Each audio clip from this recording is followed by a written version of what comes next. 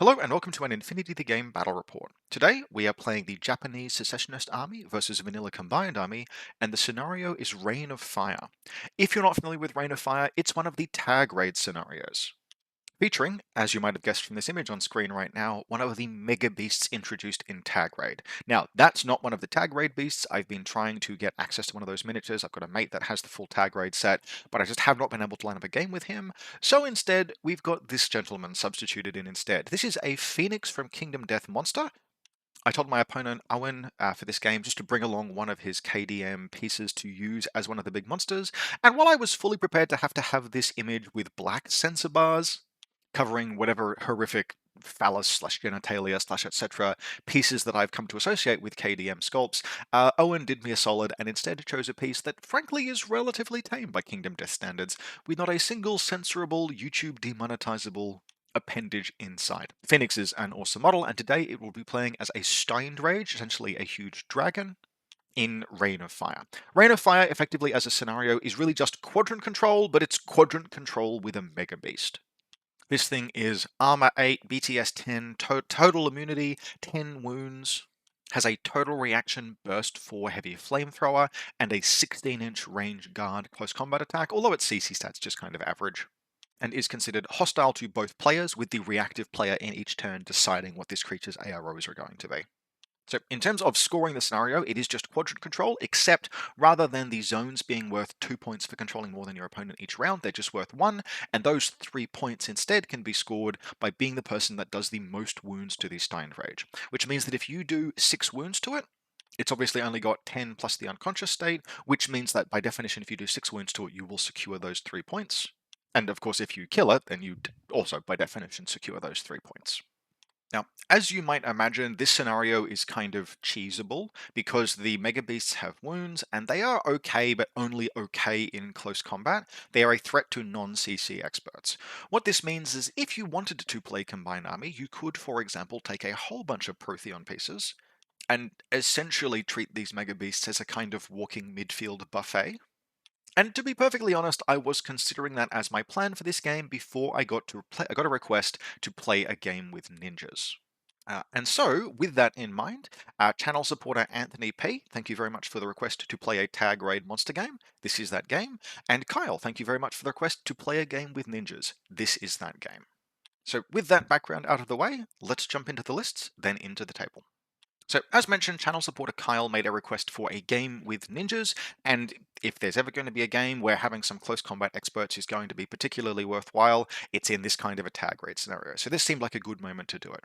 On screen we have there is the Japanese Secessionist army that I played for this game. Now, it is not necessarily competitively optimized, but it is optimized for putting in all of the things that I think are cool and wanted to have fun with, and that includes, for my purposes, the Oyuroi, a whole bunch of bikes, and 2 Oniwaban. So what we're playing with is, in Combat Group 1, an Oyuroi Lieutenant, an Oniwaban Submachine Gun Nanopulsar, Monofilament CCW, EM-CCW, 2 Aragotos, one with boarding shotgun on Spitfire, Yojimbo, a Flash Pulse Remote, and then just a little 3-person team of Kosotsus, 2 with combi rifles, 1 with a paramedic.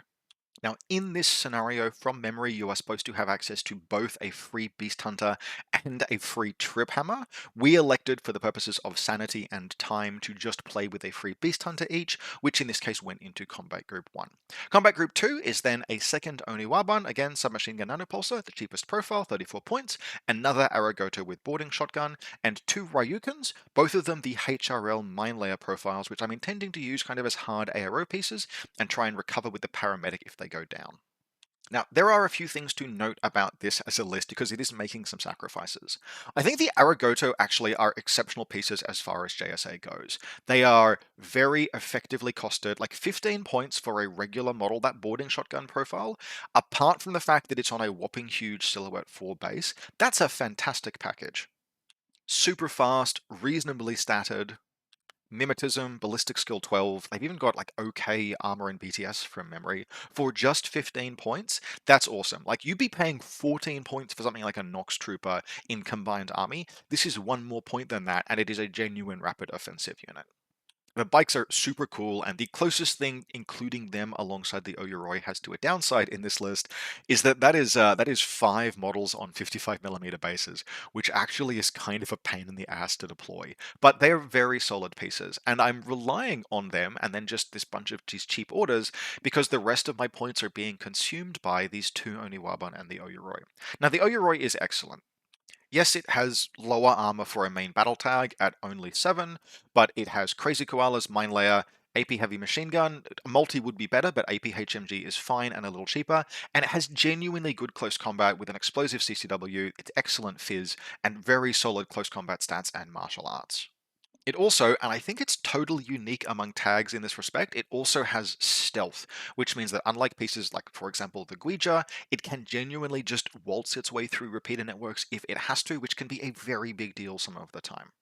The fact that this list has four models with various different deployable weapons and mine layer helps make up basically for some of the fragility that you might expect from a relatively low order count, relatively low model count army, sort of its vulnerability to things like fast warbands attacking the deployment zone, etc.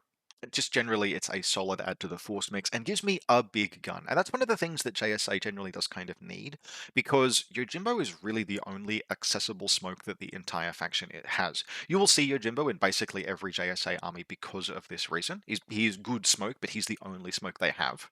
And that means you need some plan to suppress or eliminate enemy ARO pieces so that you can move around the field. Now, the Oyuroi is part of that plan. It's a good part of that plan. The other two parts of the plan are the Oni Wabans. Now, these are elite ninjas. They infiltrate onto your opponent's half of the board on, I want to say, 15s. They want 15, so Fizz 12 with infiltration plus 6 means that they'll land on a 15. And with that roll, they can go anywhere up to but not inside your opponent's deployment zone. They are very, very dangerous close combatants with CC24, high martial arts, and monofilament and EM CCWs, which gives them a wide variety of tools basically against just about any target. And of course, they have hidden deployment. Now, in this game, spoiler alert, I'm going to be going second, and I'm not going to need to suppress enemy pieces in the enemy deployment zone, so I am not going to make use of that infiltration plus 6. They will be playing more like traditional ninja pieces. They'll sit in the midfield and they'll move forward to attack things. But they are truly scary if you manage to make that infiltration roll. Now, for my money, and thinking about who this request is coming from, Oniwaban are, as far as these kind of pieces go, inferior generally to impersonation elements. There are a few reasons why this is the case, but they're basically, in short, firstly, they have to roll to land in a position that an impersonation model would not need to roll for.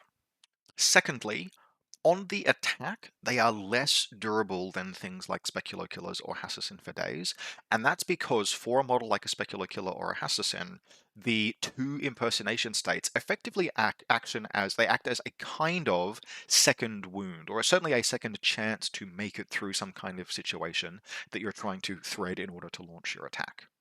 Finally, and this is the big one, they're just more expensive. Oniwaban are much, much more expensive than Hassassin for days. They are more expensive even than Speculo Killers, with really no difference, particularly compared to Speculo Killers, not really any meaningful difference in offensive capability other than just slightly better close combat stats. Now, this does not necessarily mean that they are bad. Quite the opposite. They are very scary, they are fearsome pieces, but especially those 34 points is a prodigious amount to pay. And so, for example, were you a person that had dabbled with Assassins or Hack Islam and were thinking about jumping into another faction, maybe seeing if you could do things with ninjas that you might otherwise do with Assassins? No, you can't. Only Waban are the poor second fiddle to pieces like Assassin for Days, to pieces like Speculo Killers, with only a small number of advantages to make up for that. The big advantage that they do have, obviously, is hidden deployment, which means that, barring your opponent having a model with sensor that they then go hunting for the Oniwaban, the Oniwaban will always survive to be able to launch that potentially devastating attack. Now, for my observation, by comparison, an impersonation model is often just tremendously difficult to dig out because of those multiple layers of impersonation, etc. It can be a huge pain to go after an impersonator, and if I'm playing Hack Islam, I'm often quite happy for my opponent to waste an entire turn dealing with a 25-point assassin for day.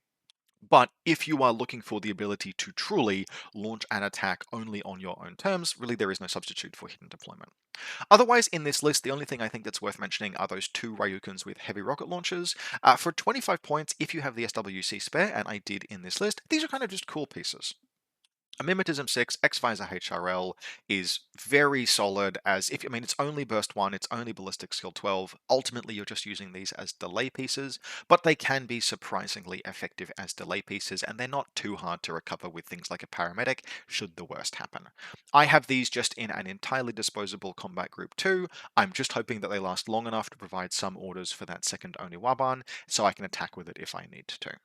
Now, this is a rare example of a 13 trooper list for me. In order to include the Oyuroi, the Oniwabans, the Aragoto, and Yojimbo, I just had to play a smaller number of troopers, and that's fine. That's a thing that happens from time to time. You just need, in that circumstance, a plan for how your combat groups are going to operate, and I felt reasonably comfortable with these two combat groups operating in this way, particularly with the Oyuroi having both its TAC awareness and its lieutenant order. So we spooled up to deploy this into Rain of Fire against Owen's combined army and the Stein Rage, and speaking of, this is what we will be playing against. Now, ahead of this game, I mentioned that thing I'd said before about how the Mega Beasts were kind of just walking buffets for Protheon pieces to Owen, and Owen did an extremely Owen thing in response to that piece of information, which was not to reach for Norkias or an Umbra Samaritan or Sheshkin.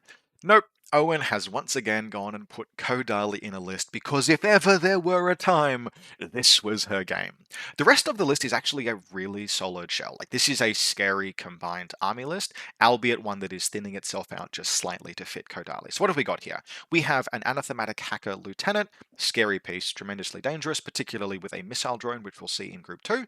Bit and Kiss to provide just a backup hacker and some repeater projection for the anathematic. Kodali, the infiltration version with multi-rifle and mimetism -3. A Raicho. This is the cheapest version of the Raicho. I gave Owen a little bit of a hand just kind of optimizing this list, and this Raicho went from an NCO version down to the Gaki. Sorry, down to the non-NCO version. Just do a forward and extra Gaki to get to 15 troops, but you really could run any profile, and it was going to end up being kind of relevant that I suggested that change. We'll get to that later. We then have 2 R-drones, 2 Imitrons, 2 Dadarazi, rounding the group out to 10, then a T-drone, that's the missile drone, 3 Gakis, and a Tega creature in combat group 2. Now that is a very lean, very disposable, pure assault, defend, etc. Just a ton of irregular dudes to just buy time, and that's totally fine. That's a way that you can configure your combined army lists if you have really gone all in on the expensive pieces, which particularly with the presence of Kodali, this list has. Now this list is going to be aiming to deliver Kodali to the dragon and kill it, and then kind of just take it from there, and we'll see how that goes. So here's the table, and here's our Stein Rage in the middle there. Now, I actually won the LT roll with a crit, but I elected to set up second on the left side of the table, or the right side of the table rather, over here, and the reason for that was twofold. Firstly, this is still a quadrant control scenario. Ultimately, the majority of the points, 6 of the 10 points on hand, come from quadrant controlling. In particular, you are trying to control more quadrants than your opponent, and at the end of each round, control one of the zones on the far side of the table, adjacent to your opponent's deployment zone, at the end of each round. So there is some merit to going second. The other reason, frankly, was I kind of wanted to see what Owen could actually do going after this big beast with Kodali. So I elected to go second, and Owen, of course, elected to... Sorry, I elected to set up second. Owen, of course, elected to go first. The Raicho would be his reserve drop, but the important pieces basically are Bit and Kiss have deployed over here with their deployable repeater on the 12-inch line. The Anathematic is here. It's prone with the intention of at some point jumping down and walking into this zone. The Raicho is the reserve drop over here, and it will be moving out in this direction early in the game. And then Kodali has infiltrated down here, just a little safe in this particular case, rather than deploying right up behind the Stein Rage, which was an option, with multiple Dadarazi in support. There's one back here behind this building, one on these stairs, and one down here hanging out behind this Gaki. Otherwise, there are Gakis just kind of spread out everywhere, and the Beast Hunter is deployed prone on this building here. For my part, I am hanging a fairly long way back. This is kind of a necessity because I have all of these 55mm bases. Now, I knew that there wasn't an impersonator coming because I'd helped Owen write his list, but just in case there was, I elected to reserve drop the Oyuroi. The Oyuroi is an excellent reserve drop against a piece like a Specular Killer because, well, firstly, it's my lieutenant and I need it to live, but secondly, it's a Mine Layer, which means that you can use the Mine Layer Crazy Koala to do things like screen out or pin in pieces like a Specular.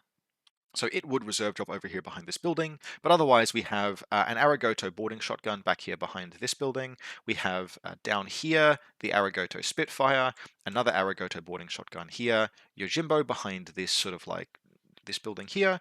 He's put his Mine Layer Crazy Koala up behind this sign, and then both of the two Ryukin Unit 9s are positioned on these rooftops with the intention, firstly, of just kind of overwatching the Stein Rage to kind of defend it during, I guess, my first reactive turn, but also try and pin down some of the impetuous pieces that were deployed fairly aggressively by Owen. I've got the little Haris team of Kaisotsu here with the paramedic on the rooftop where she can stand up and either medi-dart down to recover this Ryukin 9 or just is immediately adjacent to this Ryukin 9 if she needs to recover either of them. Now, my only Waban are obviously invisible and not pictured, but one of them is up here behind this square building on the high ground, and the other one is nooked down here, just at the halfway line, sort of adjacent to this stairwell on ground level. And the intention for both of those was, firstly, to be out of line of sight of the Stein Rage and out of flamethrower range of the Stein Rage if they needed to move forward, but to just be able to, with a single order, nook forward onto my opponent's half of the table, thus potentially scoring points if I needed to.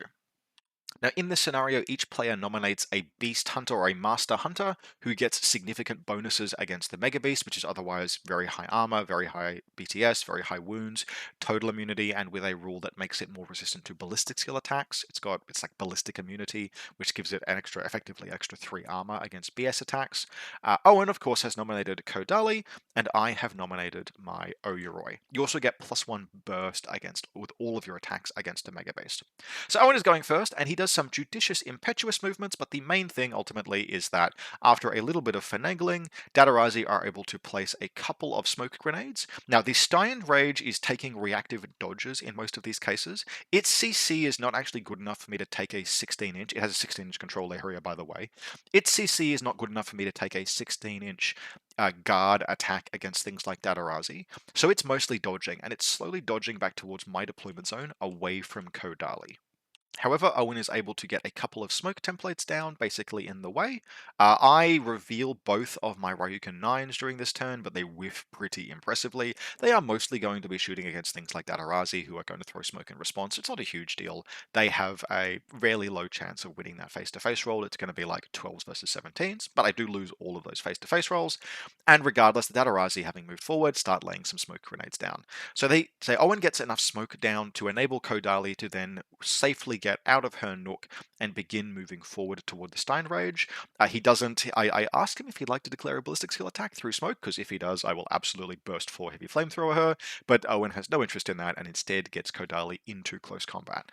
Now, once she's into close combat, she gets +1 burst from her pistol. She may as well use her pistols because the Stein Rage has total immunity. There's no point using her decharges. Plus an extra, +1 burst from the Master Hunter rule that she's been allocated in the scenario, plus +3 damage, which puts her up to, I think, damage 16 with the Assault Pistol, since Martial Arts won't apply, and she just goes to town on this thing. Now, it does still take quite a lot of orders.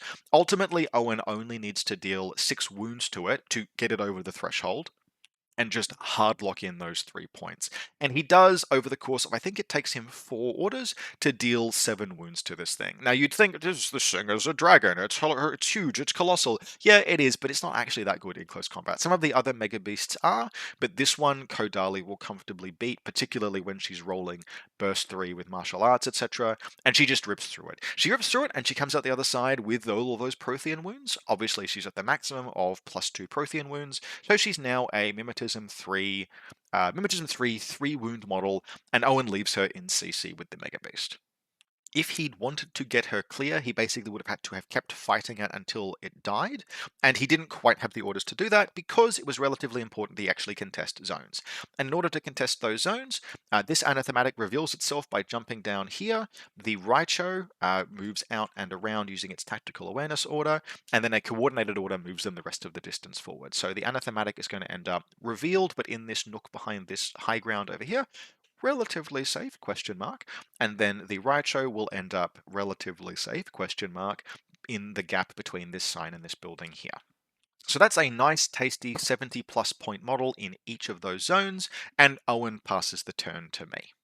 So right off the bat, it is impossible for me to score the 3 points from doing more wounds to the Steined Rage, because of the 11 you can possibly deal to it, Owen has already dealt 6. That's okay. My plan was always to, I mean, ideally, I would have lit the thing up with the Oyuroi and just shot it to death. The Oyuroi could absolutely do that. But not an option. Owen went after it pretty hard, and so as a result, I need to now attempt to recover those points in other ways by playing the quadrant control element of the scenario. First, though, we're going to try and deal with Kodali, and fortunately that's pretty easy. Now, we did have to check the rules here. The Stein Rage, Owen controls its AROs when it's his reactive turn, but it is still treated as hostile to both players, which means it's still in close combat with Kodali, which means that the Oyuroi is able to just use its tactical awareness and lieutenant orders to move around and move back and shoot. And what it's going to specifically do is it's going to fire 1 dice into the Stein Rage and 4 dice into Kodali. I'm getting +1 burst there because my attack is targeting the Stein Rage. And for every shot that misses the Stein Rage, it will hit Kodali because I'm firing into CC. And every shot that misses Kodali will hit the Stein Rage because I'm firing into CC. My main goal here is to kill Kodali, which is why I am putting most of my shots into her. And as it happens, the shot that was fired at the Stein Rage misses and so hits Kodali, and the shots that fired at Kodali all hit. So she takes 5 saves, damage 16, armor piercing, and despite the fact that she has extra wounds from Protheon, she evaporates, unsurprisingly. Nevertheless, doing 7 wounds to a Mega Beast is comfortably the best that she has ever performed in any game Owen has played her in, so we're going to chalk that one as a win for her in this particular case. She scored 3 scenario points, literally 30% of the scenario she scored by herself, which for a 41 point model with admittedly some Datarazzi backup is not a bad gig at all. So with her down, it's time to do some ninja things. The Combat Group 2 ninja is the one that's over here, and it is going to reveal first. Now at this point, Agaki has moved up and around to here. That's fine, Agaki is kind of not a threat to me. I just reveal and I move around this way. Now the Gaki elects to discover, it's going to need, I think, a 9. I elect to keep moving because I want to just come in immediately on the Oyuroi because I don't have that many orders in this group. The Gaki makes its discover roll, and yes, it discovers me. I could have shot it with the submachine gun. It would have been 4 dice on 14s. Had I had more orders, that may have been worthwhile. And in retrospect, given how things played out, it absolutely would have been worthwhile. But the Oyuroi, sorry, not the Oyuroi, the Raicho is surprisingly resistant to asymmetric counters like this. Particularly the fact that the thing has immunity critical means that I'm never going to be able to force 2 monofilament saves through to it with a crit, which means I really wanted the orders to push through and destroy it if I needed them. So I just ignore the Gaki and I walk straight into close combat. This version of the Raicho doesn't have a flamethrower. Owen, at my advice, has taken the heavy rocket launcher HMG version, which means that it has no option but to declare a CC attack against the Oniwaban. Which it does, promptly crits and smushes me into the dirt, presumably stepping on me with its armored feet. So that's a 35 point model dead in ARO, having done no damage whatsoever, and that is the kind of thing that pieces like this can do. Now, Owen only crit because the Gaki had succeeded its discover roll. If it hadn't done that, I would have had surprise, and this is an example of the kind of thing where only Waban actually can perform inferiorly to stuff like Speculo Killers and Hassassin for days. Either of those pieces would have, by definition, never been discoverable in a single discover roll by the Gaki, which means that they always would have had surprise. Now, a crit is a crit, and it's just going to happen. It's going to happen to pieces like this. The Oniwaban is probably the biggest crit bait in the entire game after Shinobu Kitsune, just because it is such an expensive single wound piece. And so the Raicho lives. The Raicho comfortably fends off Japanese katana folded 10,000 times and just, the muscle mummy steps on me. It is what it is. It happens some games. I fortunately have a second Oniwaban, and this one is going to do better. So it reveals over here, and it comes down these stairs. There is a Gaki there, which discovers me on the way through, but this time I'm actually able to get down into a nook behind this stairwell out of line of sight and recamouflage. I do get targeted doing that, but I need to recamouflage because unlike the Raicho, firstly, I have a lot more orders in this group, so I can afford to do so, but secondly, the anathematic has a template weapon. So I have to use the camouflage, I re-enter camouflage state, and I move around behind the anathematic, and then into close combat with it. And the Gaki at this point tries to dodge around to engage me, but it takes just a little bit too long. I think 2 face-to-face rolls are what's required before I land a crit with the monofilament CC weapon and annihilate the anathematic. Now, something to note, I strongly considered using the EMCC weapon here because aspects actually can be quite vulnerable to EM weapons because it isolates them. And isolating them stops you from triggering Memnonica because they're still alive and on the table, which could potentially put Owen in loss of lieutenant. The reason why I didn't do this is twofold. Firstly, I needed that anathematic dead because I wanted to score the points in that zone. That's how I was going to win the game. I needed to score a zone adjacent to my opponent's deployment zone and score more points. So the anathematic had to die. But secondly, Owen's list has had a whole bunch of veterans because you can do that in Combined Army. It had, at time I was trying to take this fight, something like 6 veteran models between the Imitrons, Datarazi, and the Raicho. Which meant that, frankly, there just wasn't going to be that much damage done by putting Owen in loss of lieutenant even around the Melonica rule. So I just go in with the monofilament weapon and I put the big guy down. Now, I don't have a ton of orders left at this point. Frankly, most of the orders that I do have are in the second combat group, and I just don't have much to do with those Ryukens. They can't recamouflage, they can't really do anything. So I use my few remaining orders just to do a little bit of movement. Otherwise, I'm scoring this zone with the Beast Hunter, I'm scoring this zone with the Oniwaban, which gives me 2 zones to Owen's 1, because no one is scoring this zone here, which is enough to this turn give me 2 scenario points. The only order I otherwise have left to spend is used to recamouflage the Oniwaban, because as mentioned, it got targeted. So jumping into turn 2, we can see where the Stein Rage ended up at the end of last turn after Kodali activated it. Otherwise, it hasn't moved at all this turn, and I have played pretty much entirely around it. There wasn't really any dodges Owen felt like taking, and it never had line of sight to any of the pieces I was moving. And Owen basically resolves not to engage it much either, instead choosing just to let it be my problem, because there's no more benefit to him to engaging it. So Owen's plan for this turn is basically no impetuous orders, and this Datarazi is going to move up and around here. It stays outside of 16 of the Stein Rage, and I don't really have any dodges I want to declare, and it takes a long range Discover at the Oniwaban. Now, the Oniwaban does not have cover, and it is Spotlight, and the modifier from Spotlight, the targeted state, applies to the Discover rolls, which means that, I mean, he rolled a 3, so it's an easy success. The Datarazi discovers the Oniwaban, at which point this T-drone activates and drops a missile launcher on the Oniwaban's head, at just annihilating it. I think it actually crits all the way to dead. Absolute pace. That's fine. The thing killed a 77-point aspect of the Evolved Intelligence. Not going to complain too hard. Most of the rest of the turn, because Owen has lost a few orders, particularly with Kodali down, is spent on the Raicho, just staying out of line of sight of the big dragon Phoenix, moving around to here and then to here, where it's going to get line of sight to this Ryuken on this rooftop, and it will take, I think, 2 face-to-face rolls. The Oniwaban, sorry, not the Oniwaban, the Raicho will take a wound during this engagement, but will eventually, firing AP rounds, put the Ryuken unconscious, and then move further around and engage this one and take it down again to unconscious with its AP rounds on the first shot.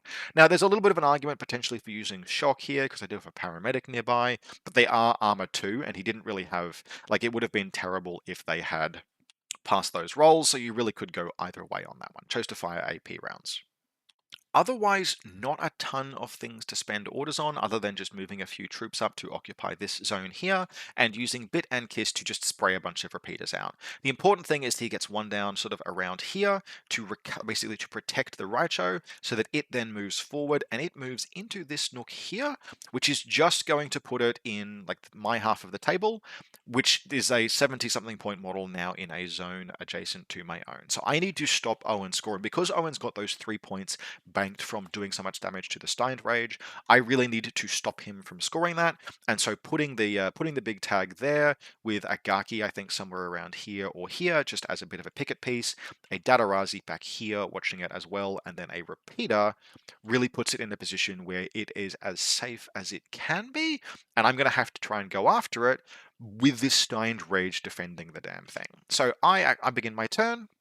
And the plan for this turn is that the Oyuroi is going to cut sick. That is the plan for this turn. Oyuroi, this is all on you. And it's not going to disappoint.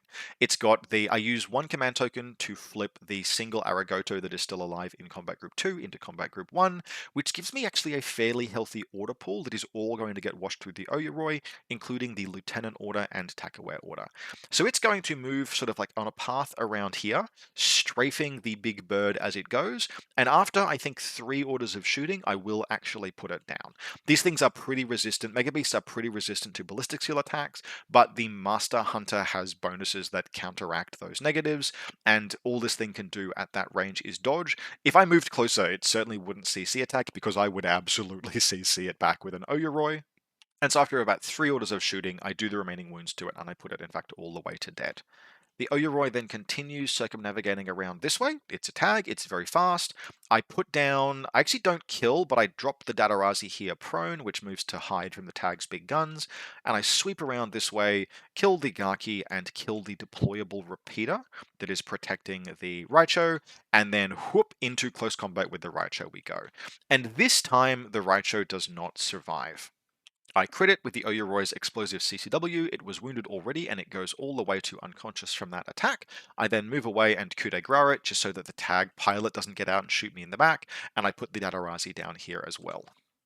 And so just jumping forward to how the table looks at the beginning of turn 3, we can see that the Oyuroi, proxied here by the Guija, the Oyuroi is in a strong and fairly safe position on Owen's half of the table. There's just not a lot that Owen can do to it, and he's going to basically make a bunch of Hail Mary plays to try and kill it. This missile launcher is going to try and take an engagement but won't succeed. Bit and Kiss don't really have, he'll do a little bit of hacking, but although they Oblivion it, Bit and Kiss don't really, like, Oblivioning it is not going to stop me from winning the scenario with it, because it's still going to be alive and scoring points. And that really just leaves some Datarazi Hail Marys, and the Datarazi and the Beast Hunters do make run on it. I think the last Datarazi is alive back here, and it makes a run around here before eventually berserking, but I just respond with a CC attack. I kill it, it doesn't even wound me. And so effectively, Oyuroi strong. Yes, it's isolated, it does eventually get isolated by Bit and Kiss, but Owen then passes the turn with really no change to the scoring status quo, which means I can just pass turn back and we end the game there. So at the end of the game, Owen has scored 3 points for dealing the most wounds to the Mega Beast, and I have scored 7 points for securing both more zones every round and a zone adjacent to Owen's deployment zone every round, and doing my classified, although in this case that is just secure the HVT with an Aragoto biker that zipped around the table and ended up over here at the end of the game. So that's a victory to the Japanese Secessionist army, albeit in a silly and very enjoyable scenario.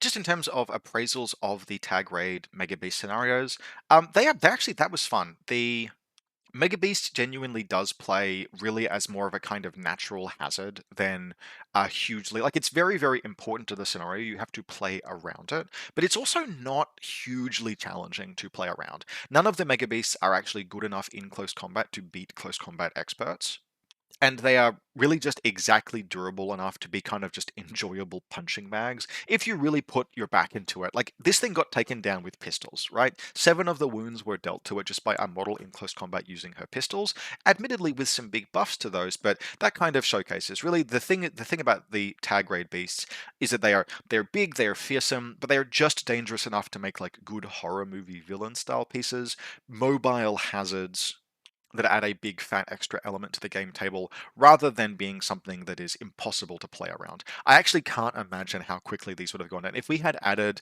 the trip hammer to each of the armies in addition to the free beast hunter, like, bringing them down would have been no challenge whatsoever. So I'm pretty comfortable having just added the Beast Hunter in these particular lists. You do kind of want to plan for these things, but like even Panosiania, you make a tag, right? You make a Yotum, the Monster Hunter, the Master Hunter in this kind of scenario. It'll put down a Mega Beast, absolutely no problem, even if the Mega Beast gets into cover. It'll just take some time, and that itself is kind of a good addition to the scenario. It's nice to have scenario elements that force the first player, rather than going hard for the throat of the second player, they give them something to do and something to engage with over the course of the first turn. It's actually kind of cute game design if we step back from the spectacle of it all, but the spectacle is the point, and the spectacle was impressive.